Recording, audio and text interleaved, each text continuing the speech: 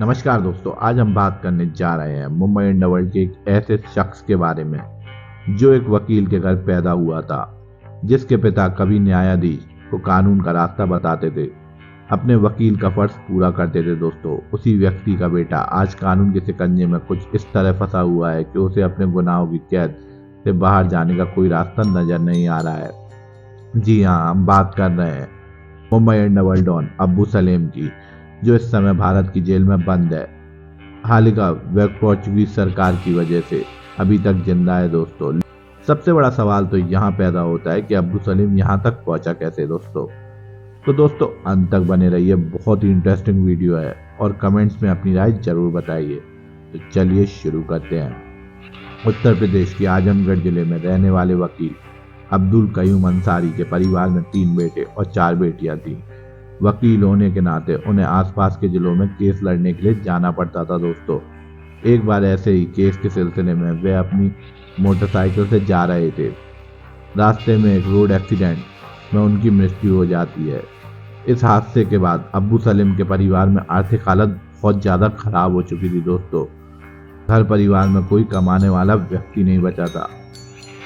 परिवार दाने दाने को मोहताज हो चुका था। दोस्तों, किसी तरीके से अब्बू सलीम की माँ बच्चों के लिए खाना पीने की व्यवस्था किया करती थी। ऐसी सिचुएशन में अब्बू सलीम के चाचा ने उसे पाला पोसा और बड़ा किया।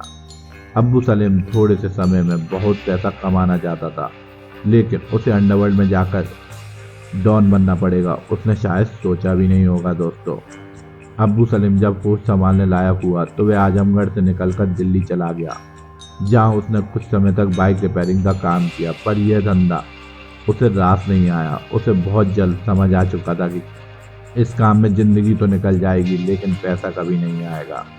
पैसा कमाने के लिए उसने मायानगरी मुंबई का रास्ता पकड़ा।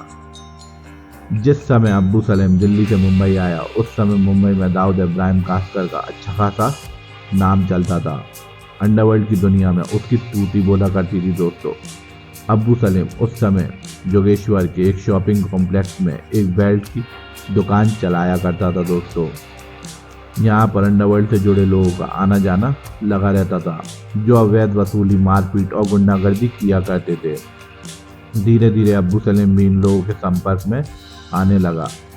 यही वो वक्त था जब मुंबई अंडरवर्ल्ड की चकाचौंध में नए लड़के अंडरवर्ल्ड की तरफ खींचे चले आ रहे थे। इसी लाइन में आने वाले हर नौजवान का सपना दाऊद इब्राहिम की तरह सक्सेस हासिल करना था। हर कोई भाई बनना चाहता था। उस दौर में दाऊद इब्राहिम के लड़के सरेआम आम लोगों के साथ गुंडागर्दी किया करते थे, अवैध वसूली, मारपीट किया करते थे। कोई भी उनके खिलाफ मुंह खोलने की हिम्मत नहीं किया करता था। दोस्तों, यह समय साल 1979 से लेकर 1990 के बीच का था। आगे चलकर अब्बू सलीम भी उनके साथ काम करने लगता है।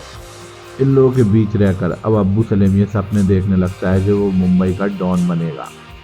इस लाइन में जितना खतरा था, उतना ही पावर और पैसा भी था। दोस्तों, यही वजह थी कि 23 साल की उम्र में सलीम ने इस लाइन को अपने लिए चुन लिया था। दोस्तों, लेकिन इस लाइन में अब्बू सलीम की तरक्की तब हुई जब दाऊद इब्राहिम के छोटे भाई अनीस इब्राहिम के संपर्क में वो आया, क्योंकि अनीस इब्राहिम के जरिए उसने सोने की तस्करी शुरू कर दी थी।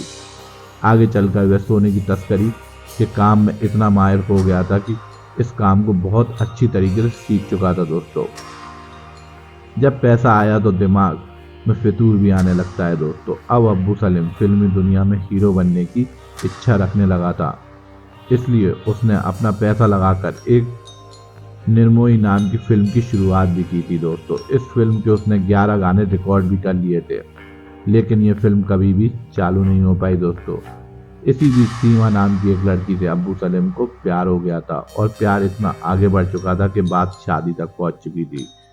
दोनों ने घर से भागकर शादी कर ली। ये घटना साल 1993 की है, जब मुंबई का माहौल बहुत ही खराब हुआ करता था।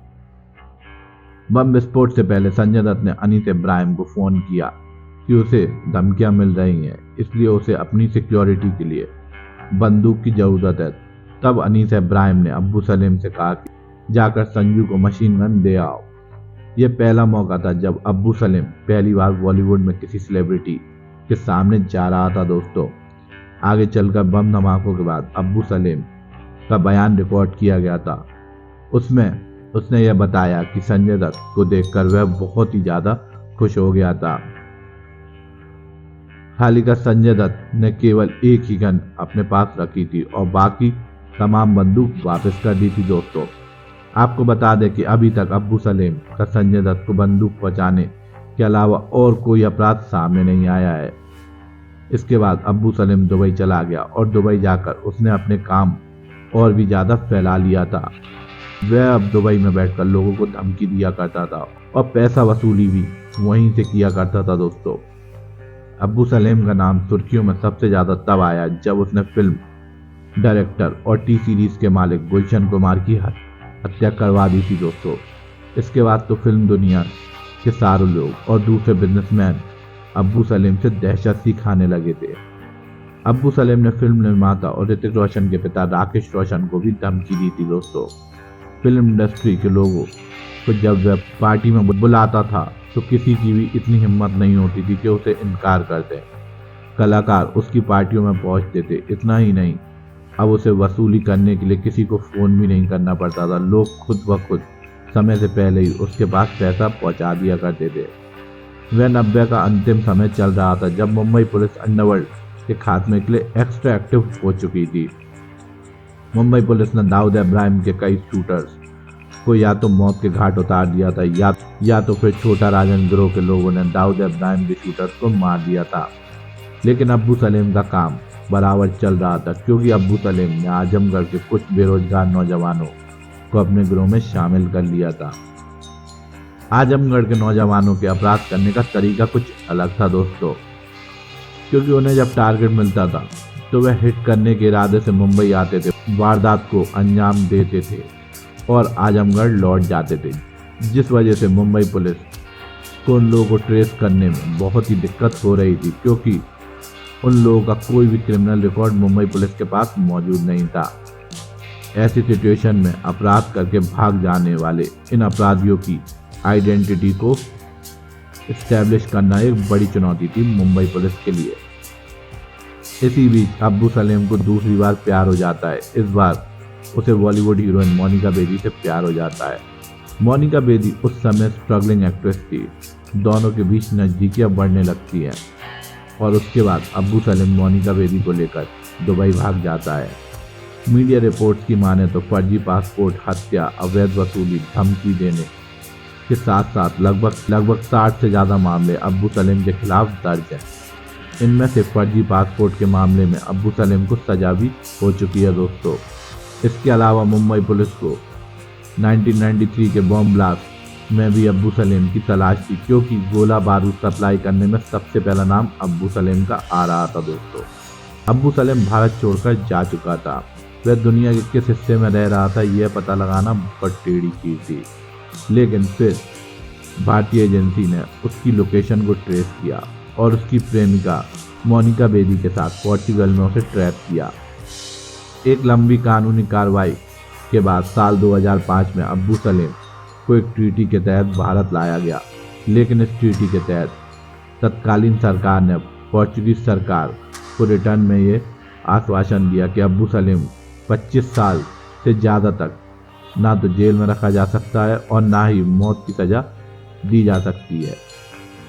इस कंडीशन में यह माना जा रहा है कि साल 2030 तक अब्बू सलेम को भारत सरकार को मजबूरन रिहा करना पड़ेगा, लेकिन अभी भी उस पर कई मामलों में सुनवाई चल रही है। दोस्तों, आपको बता दें कि अप्रैल 2022 में अब्बू सलेम के मामले में सुनवाई कर रहे दो जज जस्टिस एम.एस. सुदर्शन और जस्टिस संजय किशन कौल ने सरकार से कुछ तीखे सवाल पूछे। न्यायपालिका और सरकार के बीच इस मामले को लेकर जो रस्साकसी चल रही है उसका अंतिम परिणाम क्या होगा ये तो आने वाला वक्त ही बताएगा। दोस्तों, लेकिन इन दिनों मुंबई के आर्थर रोड जेल में बंद है अंडरवर्ल्ड डॉन अब्बू सलेम।